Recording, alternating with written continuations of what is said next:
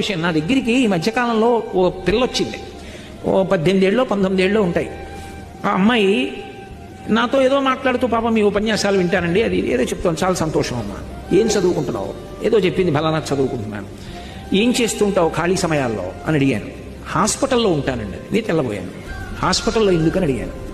అడిగితే ఆ అమ్మాయి ఏంది, నేను చదువుకున్నాను కదండి, చదువు రాని వాళ్ళు పాపం చాలామంది వస్తారండి, వాళ్ళకి ముందు చిన్న కాగితం ఇచ్చి పేరు అవి రాయమంటారు, వాళ్ళకి వ్రాయడం కూడా రాదండి, అవతల జబ్బుతో ఉన్న వాళ్ళు వస్తారు, అప్పుడు ఆ కాగితం నింపించుకోవడానికి ఇబ్బంది పడుతుంటారు.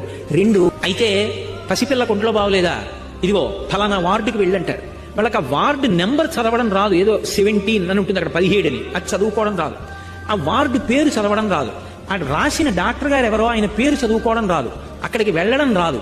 నేను కాసేపు ఏం చేస్తుంటానంటే, అలా ఎవరైనా వస్తే వాళ్ళ ఓపీ టికెట్ నేను తీసుకుని రామ్మా అని ఆ డాక్టర్ గారి దగ్గరికి తీసుకెళ్ళి, ఈయనే డాక్టర్ గారు అని చెప్పి, ఆ మందులు మళ్ళీ సరిగా అర్థమయ్యాయో లేదోనని మెడికల్ షాప్ దగ్గర అమ్మాయికి మందులు తీసుకుని ఉచితంగా ఇస్తారు కదా వైద్యశాలలో, ఇది 3 పూట్ల వేసుకోవాలి, ఇది 2 పూట్ల వేసుకోవాలి అని చెప్పి నాకు సాధ్యమైనంత వరకు ఉపకారం చేసి ఇంటికి వెళ్ళిపోతుంటానండి. అంది. నేను ఎంత తెల్లబోయానంటే, నా భార్య లోపల వంట చేస్తోంది, నేను ఒకసారి ఇలా రా అన్నాను. కోటేశ్వరరావు గారు ఉపన్యాసాలు చెప్పాడు, లోకాన్ని ఉద్ధరించాడంటాడు అంటారు. ఈ అమ్మాయి అరికాళ్లకున్న